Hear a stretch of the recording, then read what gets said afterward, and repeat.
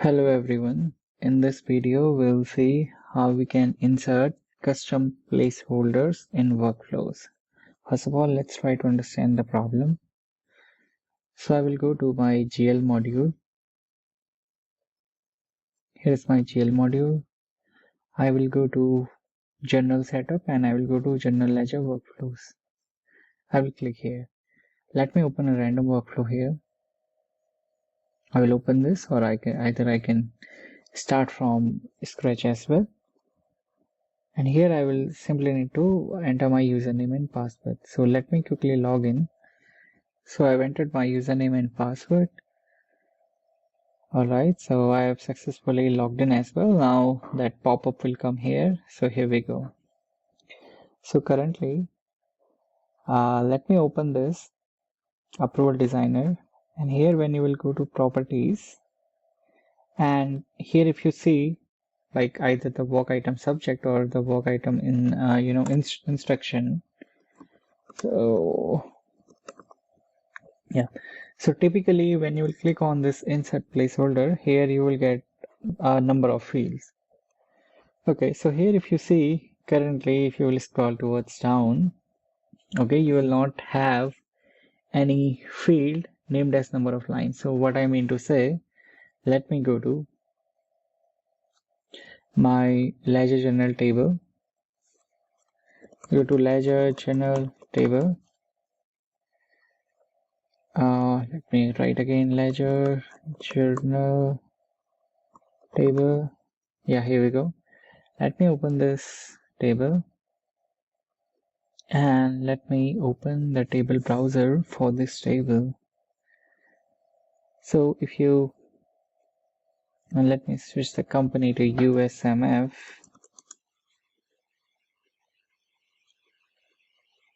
Alright, so here you see, let me scroll towards right. So there's a field called number of lines. Let me come here. Yeah, here you see the number of line field. So if you see this field contains the number of lines that are available into this particular journal. Okay, so if you will search here, you will not get that particular field. Let me correct the spelling here. Yeah, so if you will simply click on this insert placeholder, so we will not get that particular field. So we'll see how we can add that field. Okay, so if I will come down here, you see ledger general table. So I don't have that particular field. Now here I've gone into line, so I don't see that field. Okay, number of lines. So how can I customize this? So there's a simple solution for that. So first thing is that you will need to go to your workflow. So what is your workflow? Your workflow type is ledger daily template. So I will scroll, I'll go to business process workflow, and here I will go to workflow types, and here I can search for ledger daily template. I will open this workflow and let me go to properties here.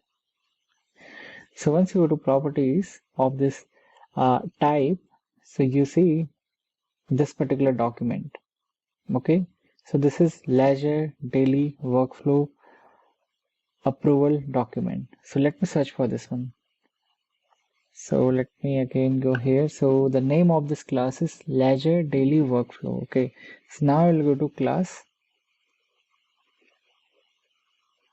I will go to class ledger daily workflow. Yeah, here we go. Okay, now when you will open the code here, so basically we need to extend the query and we need to add that particular field into query. So this is actually extending this one. So I will go to this.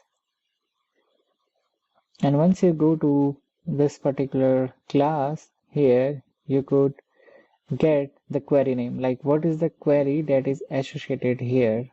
Okay, so if you see currently the query is ledger approval workflow approvals. So now I will go to query. So let me go to query. Query will be inside data model, and let me expand this query node. Okay, so here simply search for ledger, journal, workflow, approval. Let me type again, ledger, journal, workflow. Yeah, here we go. So when you will open this designer here and you go to data source, you see your data source is ledger journal table, and when you will go to field, you don't see that field. That is the, let me expand here, number of lines. Okay, so many times, if you are sending the workflow approval email, so you want to also get the number of lines. Okay, so then this field is not available here. So what I will do, I will simply add this field here. So for that, what I could do, I could simply right click here. I can go to field and I can select that field. As this is the standard code, the absolute code, so I can't do any modification here. So that's why I will simply create extension of this query. So let me go to Solution Explorer. Here my query is ready. Okay. Now I need to simply add that field here. So I'm going to close this and I will say don't save because this is a standard object. Even if I want, I can't do. Now I will simply go to new field and here I'm going to select my that field. So what was the field name? The field name was number of line. I will click on this drop down. I will search for num of lines. Okay, let me simply save this. Okay, now we have saved this. Now what I will do, I will simply do a build and then we'll see from the front end whether this is visible or not. So guys, the build is completed. So now I will close my previous window and let me reopen this. So I will simply click on cancel.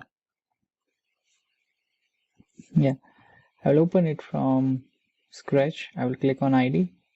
I will open this and now I am going to enter my username and password here. I'll say no, this app only, and let me wait for that editor to get launched. Okay, now when I will click here, I will go here, and once I click on properties, and let me click on this insert placeholder. So let me come down. So now you should see that number of line fields should be available here. I will go above. Let me go here. So we need to search. So let me go. Yeah, here you see. So now you see this field is populating. Earlier it was not populating. So it will dynamically insert the number of lines that are available in your current journal number. So in this way, you can add your either out of the fixed field or custom field in a workflow using query. So in the next video, we'll see how we can achieve the same thing using class. So thank you for watching this video. Have a great day ahead.